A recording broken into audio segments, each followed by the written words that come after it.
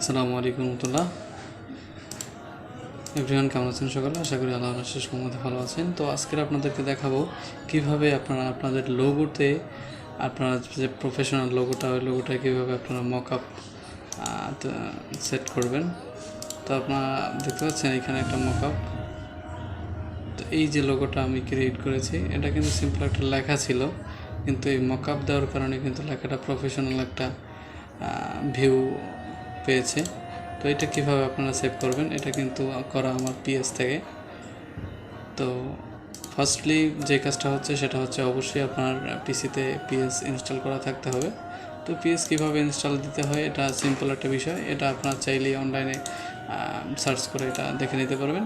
তো যাই হোক, তো প্রথমত এটা সার্চ করবেন, সার্চ করার পরে আপনারা ইনস্টল করে নেবেন। দেন তারপর কী কাজ হবে সেটা হচ্ছে আমরা যে লোগো ক্রিয়েট করব সেটা অবশ্যই পিএনজি সেভ করতে হবে।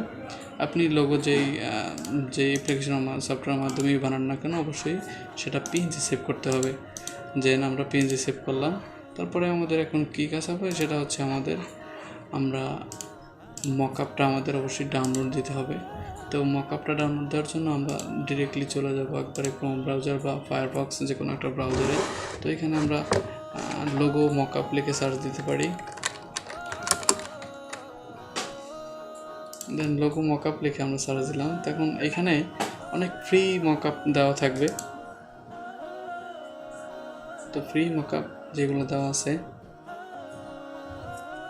এখান থেকে অনেক ফ্রি মকআপ দেখতে পাবেন আপনারা, যেটা আপনার পছন্দ হয় বা যেটা আপনার ভালো লাগে ওইটা আপনি এখান থেকে অ্যাক্সেস নিয়ে নিতে পারবেন। জাস্ট এখানে ক্লিক করার পরে এখান থেকে ডাউনলোড দিয়ে দিবেন।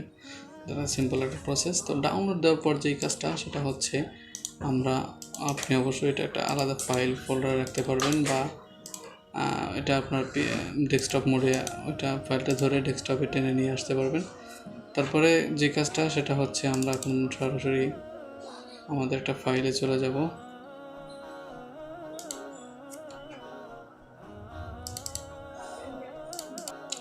আচ্ছা, আমি ফাইলটার মধ্যে ঢুকলাম। এইগুলো হচ্ছে সব মকআপ একটা আনজিপ ফাইল, এগুলো জিপ করতে হয়। আর জিপ না করেও কিন্তু আপনি এগুলা থেকে এডিট করতে পারেন। জাস্ট এখানে ক্লিক করবেন, ক্লিক করার পর এই যে মকআপটা আছে এটার উপরে ক্লিক করবেন। তো দুইটা ক্লিক করলে কিন্তু ডিরেক্টলি আপনারে ফটোশপে নিয়ে যাবে।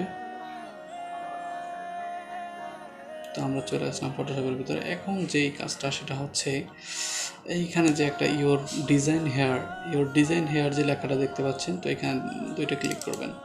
তো এখানে ক্লিক করার পরে আপনার যেই লোগোটা, যেটা অবশ্যই পিএনজি হতে হবে, তো পিএনজি লোগোটা আপনি এখানে জাস্ট পেস্ট করবেন। তো আমরা যদি আমার পিএনজি লোগোটা আপনি দেখি, জাস্ট আমরা এখানে আপনার লোগোটা এনে ছেড়ে দিবেন। একটু সাইজটা কাস্টমাইজ করে নিতে পারেন। জাস্ট আমাদেরকে দেখানোর সুবিধার্থে আমি দেখাচ্ছি এরকম।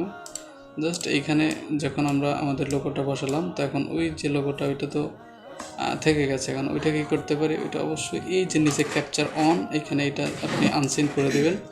তাহলে কিন্তু তারপর যে কাজটা সেটা হচ্ছে কন্ট্রোল এস ক্লিক করবেন। তো কন্ট্রোল এসে তারপর কিন্তু অলরেডি এটা সেভ হইতেছে দেখতে পাচ্ছেন। তো এখন এটা দেখি আমরা কিভাবে এটা সিন করে।